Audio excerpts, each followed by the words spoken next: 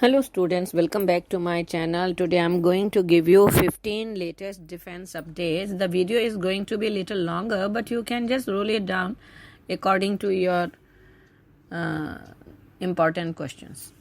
Now number 1, IAF looks to Tejas Mk1 and Mk2 to maintain operational capability amidst the impending retirement wave. As part of the modernization effort, the Indian Air Force is looking at indigenous fighter jet program to replace its aging fleet.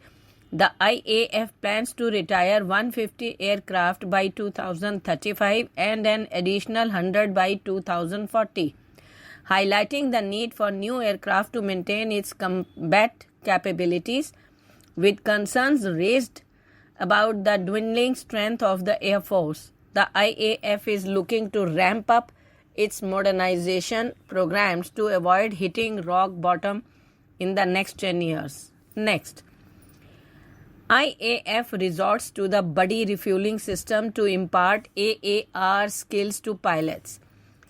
IAF has been facing a shortage of flight refueling aircraft in its fleet, which has resulted in the adoption of alternative methods to impart air-to-air refueling skills to its pilots. Due to the limited availability of FRAs, the IAF has started using the buddy-buddy aerial refueling method to train its pilots on AAR procedure. Next, Russian OEMs considering outsourcing spares and sub-assemblies to Indian companies.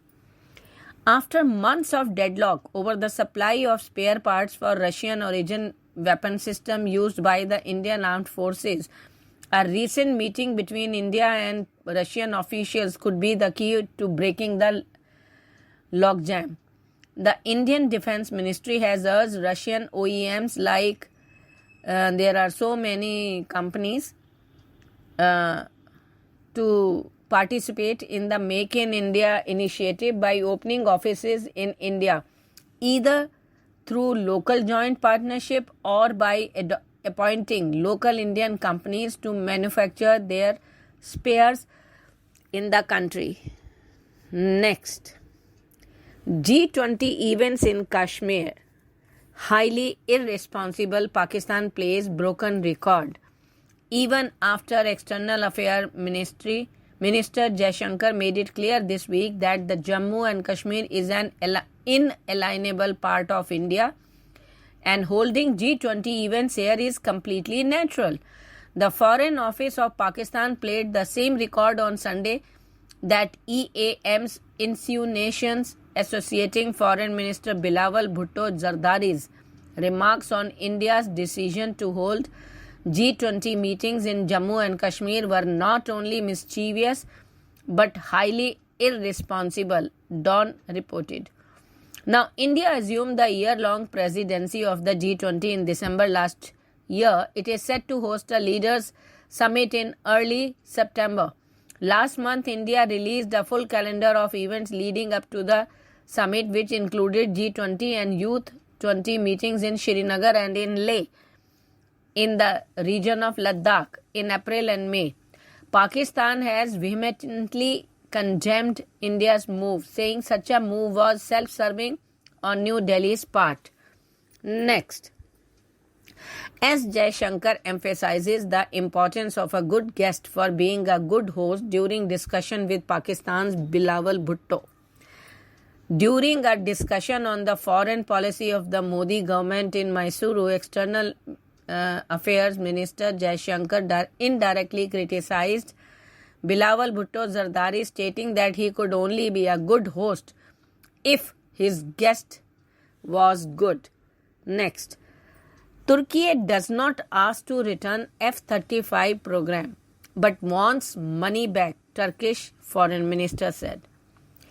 He does not ask the United States to allow Ankara to return to the F-35 fighter jet program, but just wants reimbursement of its money already paid for the project, the Turkish Foreign Minister has said on May 7th.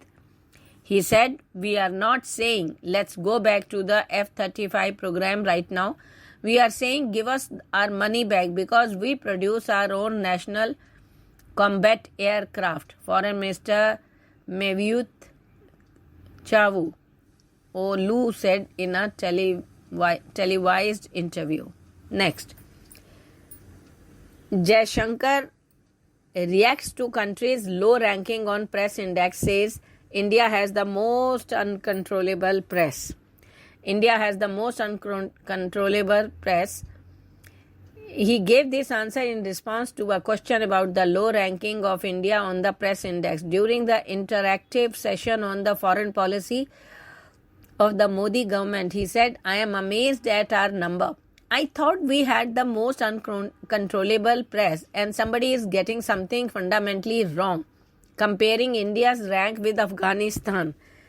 Next, to expand defense exports, Center to Reform Military Attaches deployments. In line with Prime Minister Narendra Modi's directive to increase exports, the Center is carrying out a major change in the deployments of military or defense attaches, as they could be posted to countries where they can help in expanding domestic defense exports. Next, trials set to begin for India's domestically developed S-400 class ADS Interceptor Missile. The Defense Research and Development Organization has recently initiated the fabrication process of the Extended Range Surface-to-Air Missile, that is ERSAM Interceptor Missile System, which is currently under development for India's S-400 class air defense system. According to tender documents, the missile is expected to undergo testing later this year. Now, this interceptor missile system is designed to provide advanced air defense capabilities to India with a focus on intercepting aerial targets at long ranges of up to 150 km. The interceptor missile will be integrated into India's S-400 class missile defense system that is under development, with the aim of providing protection against air attacks from both short-range and long-range missiles. Now, we need an opinion or comment. US recognizes India as equal to NATO ally, while it denies sale of high-end military equipment. See, although the US has often claimed that India is a trading partner equal to its NATO allies, there have been instances where the US denied state-of-the-art defense hardware that India wanted. One such instance was when India was interested in acquiring Israel's Arrow 2 anti-ballistic missiles, but the US did not give export clearance for it. Another instance was when the US offered India its Patriot PAC-3 and THAAD air defense system to thwart India's purchase of the Russian S-400 air defense system.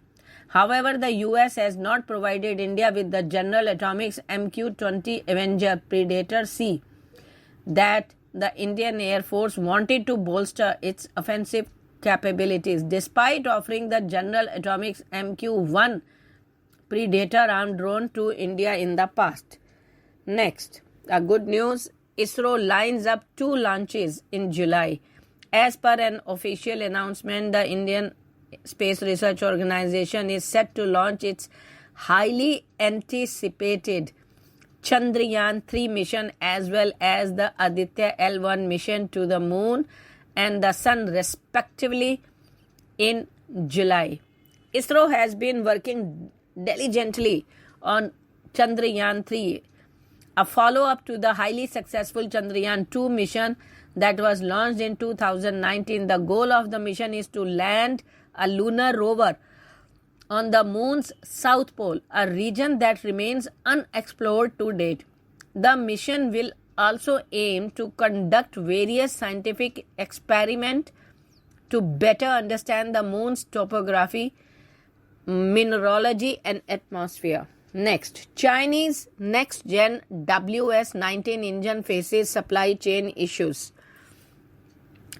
At a recent aviation investment summit in Tianjin, China, a senior official from a local aerospace materials research facilities announced that China has completed development of its next-generation indigenous military aircraft engines. The official revealed that the development bottlenecks for the WS-19 and WS-20 turbofans as well as an unidentified next-generation engine have been surmounted. Next, Pakistan Airlines plane stayed in Indian airspace for 10 minutes, travelled 125 km.